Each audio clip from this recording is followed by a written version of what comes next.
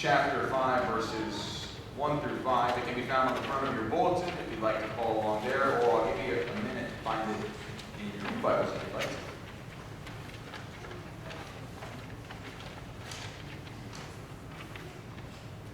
Let us be attentive to a word from the apostle.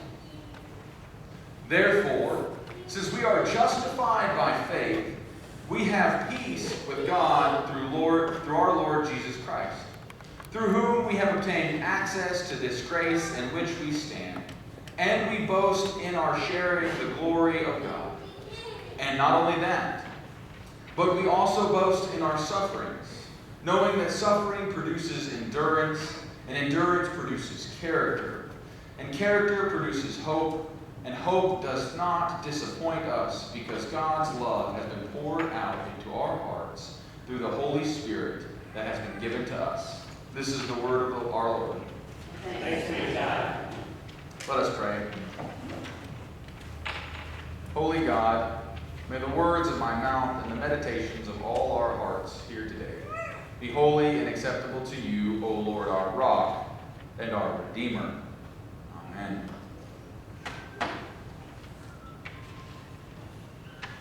There's a quote that has been very meaningful to me for a long time. And it comes from Teddy Roosevelt that he made during a speech in 1910 to Sorbonne, France, called Being a Citizen in a Republic. It's also, this piece of it, found on page 7 of a 35-page speech, is also known as The Man in the Arena. And it goes like this. It's not the critic who counts, not the man who points out how the strong man stumbles, or whether the doer of deeds could have done them better. But the credit belongs to the man who is actually in the arena, whose face is marred by dust, sweat, and blood, who strives valiantly, who errs, who comes short again and again, because there is no effort without error and shortcoming, but who does actually strive to do the deeds, who knows great enthusiasms, the great devotions, who spends himself in a worthy cause, who at best knows in the end the triumph of high achievement, and who at the worst, if he fails, at least he fails while daring greatly, so that his place shall never be with those cold, timid souls who neither know victory nor defeat. The critic doesn't count. The one in the arena counts. The one who dares greatly counts. The words of the critic standing outside who's never tried doesn't count. This quote has been used over and over. The Brene Brown uses it for one of her books, Daring Greatly. LeBron James, if you watch closely, actually has hashtag Man in the Arena written on every pair of his shoes. He writes it in Sharpie on the heel of his shoes that he plays with. It's used over and over to incite something out of people. But I remember the first time I heard it. I was in seminary. I was feeling kind of bad about myself. I had gained a ton of weight. I was questioning my call because, I was just a fresh-faced, brand-new Christian amongst all of these cradle-to-crib Presbyterians who had been doing this their whole life, and they got these conversion stories, and I'm this chubby kid from the middle of the country, and they're all from the South with their seersucker suits and their fancy feet. And I'm thinking, man, I don't belong here. This isn't for me. This isn't my call. Now, none of them were critiquing me. It was the internal critique that I was doing to myself. But Roosevelt's words gave me a boost to continue into the arena of every single day, to be bold in all attempts, to fail, wildly fail over and over again, but to do it with triumph. To know it's going to be hard, but if one is living and daring, the hardness of those sufferings move us forward. I share this quote with you because I think it's dead in line with what Paul was telling the people in Rome. It's in a very similar manner, those words Paul shares, these words, the truths of Romans today, is dead in line with Roosevelt's words. This is the start in Romans chapter 5, is the start 5 through 8 of a larger conversation about grace and salvation to Rome. About the glorious work of what God has done and who it's done for, and has done for all God's people, and that God will use those people and the things in their lives for good. He shares with those in Rome the life-giving and changing work of Christ. He says this, therefore, he's just went on the thing, for the wages of sin are death. For all of this, we've got all these problems. But therefore, we have been justified by faith and have peace with God through Jesus Christ. Justified. Justification. Isn't that a loaded word? Anybody like to throw that word around? I am justified. Justification is something that we seek. We see often sought for people. They need justice. We're often working to receive or gain in life and in faith. But here's the deal. You can't. You don't earn it. You don't go get it. It's not something you grab onto, because guess what? It's not something for you to grab onto, especially when it comes to faith. It's done. Therefore, having been justified. That's the way it reads. Therefore, having been justified. That's a finished statement. It's been done for us. We are justified by what Christ did. We are justified by what Christ did. Thanks be to God. Because if I had to go out there every day and earn it, I'm not earning anything. Anything. But it's been done. Here's the deal. That recognition that we don't have to go earn it is incredibly powerful, because it gives us freedom. It gives us a freedom that we can step into that arena and try and dare and be bold and fail and fall short, because we know that we live in the state of grace that has been given to us by Jesus. Through his sacrifice and his life, we are free to go, do, and live and make the effort.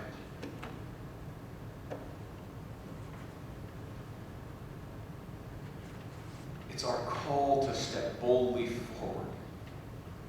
It's our call to step boldly forward into this life, to be bold, to be excited, and to be transformed.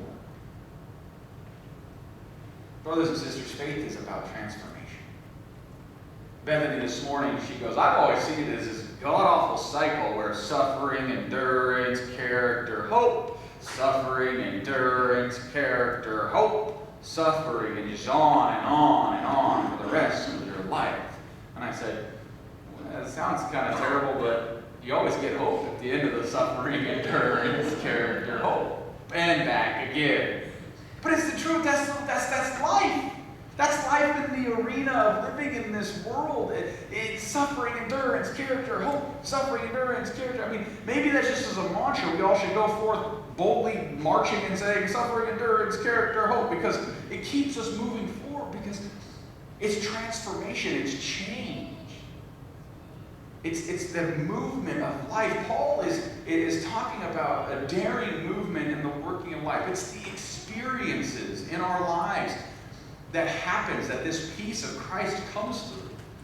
We aren't out living, but if we're hiding, if we're at home hiding, or we're scared and we're not out doing it, we don't experience the change. We don't experience the movement, the transformations. We're not progressive. Paul says, maybe it's the hardest part, but we're supposed to boast in our sufferings. Right? Suffering, endurance, character, hope. We're supposed to boast in our sufferings. But here's the deal. There's a little word in there. Boast in them. Do not boast about them. I'm the most beat-up Christian in the entire world. Yeah, take that. You guys ain't got nothing on me. I'm super oppressed. That's not the point. I don't go out into the world and tell you all just how bad I've got it, right? Oh, it's just terrible. we've been around those people. We've been those people where we try to one-up each other. Oh, you think that's bad? Wait till I tell you about my mom. We try to one-up each other. That's all we're doing when we try to one-up each other and telling how bad our sufferings are, is we are simply the critic on the outside of the arena, pointing at the person daring to do something. We are simply the ones standing outside going, you actually don't have it that bad. But see, you feel my experience is not your experience and yours is not mine. My life is not your life and vice versa. What is suffering to me may not be suffering to you. So I can't stand on the outside of whatever arena that you're standing in and tell you that your suffering's not that bad. But what I can do is sit with you and hear the suffering and be part of it. See, we don't boast about the individual moments or the hardship. We boast in them. That means in the midst of them. That little I-N means in the moment of them.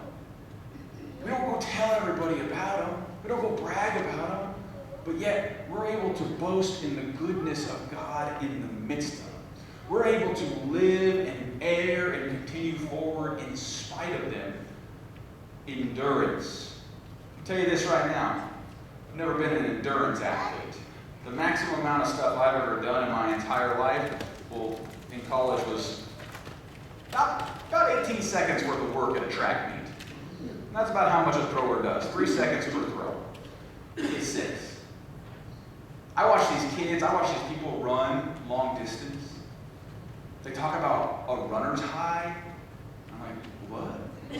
How long do you got to run to do that? Well, it's usually about the 5-mile mark. And I'm like, oh, I'm sleeping by then. But I think about endurance athletes and the work and the training. And the transformation of their bodies, and the transformation of their lungs, and the transformation of who they are, and the work that they put in, especially these elite caliber ones, who can just run forever. It blows my mind, but in the same way, in the spiritual life, it's just like that. The experiences, the sufferings, the difficulties, the joys, those are training pieces. They build an endurance into us so that we can step forward. It's these things, it's these pieces, these sufferings that cause the endurance and the growth. One of my favorite quote of mine will always be, calm seas don't make good sailors. Okay, great, we're out there, we're just rolling, we have to maybe do a little bit, but it's okay. But it's the moments, it's the times when the waves are crashing against the sides of the boat, it's the squall that rolls up on it. You have to sail or sink. You have to figure out how to do all the sailing stuff. I don't know much about sailing, but I know that, it's the hardships. They make us better. They drive us forward. They change who we are. Because life isn't just a cakewalk. I'm going to get a little academic here. Fowler, he's a PhD guy, all about stages of development. So when we were in Christian education classes with Roger Nishioka, he was a Fowler disciple, if you will. Fowler says this: growth and development in faith also result from life crises, challenges, and the kinds of disruptions that theologians call revelation. Each of these brings disequilibrium and requires changes in our ways of seeing and being faithful. I don't remember how many stages of faith he has, but to move from each stage to the next stage, from the literal to the metaphorical, there has to be a crisis. There's a crisis point. It's your crisis. It's not my crisis. I can't deem what's crisis for you, but it moves us beyond. It's the struggle. It's the suffering. It's the hardship. It pushes us forward. It drives us into being a new person because God's in the midst of it. God's working through it and in it with us. It builds us in endurance, and it makes us a certain person. It builds our character. Character is often the way people talk about us or our attributes. I've always heard it said, one of my favorite definitions is, character is what you do when no one's watching. But what are the choices you make when no one's watching? It's those sufferings and the work that we put in and the transformation we work towards that build our character. It's our response to being in the state of grace. How do we respond? I want to tell you about someone real quick. Eddie Helselsum died in Auschwitz in 1943 at 29 years old. In the midst of the horrendous experiences, she wrote this in her journal. We may, of course, be sad and depressed by what has been done to us. That is only human and understandable. However, our greatest injury is one we inflict upon ourselves. I find life beautiful. I feel free. The sky within me is as wide as the one stretching above my head.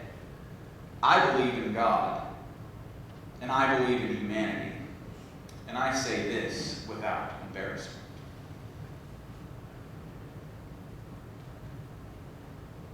In the midst of a concentration camp, her death imminent, based on hate.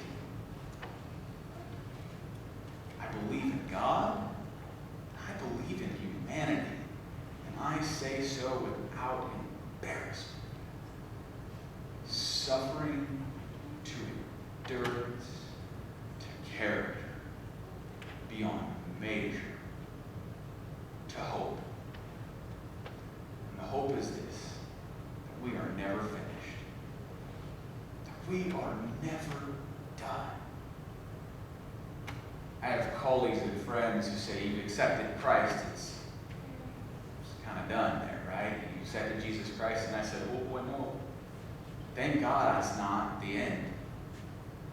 Because the hope is that it continues on, that I am never a finished product. The Dan Jessop of 25 years old is not the Dan Jessop that's going to be 35 years old in 2 years, and I am so incredibly grateful for that. And that is the hope and the peace and the freedom, is that we are never done. That we are always in the arena, daring greatly, producing, enduring, and finding hope and peace with the one who has justified us. Amen.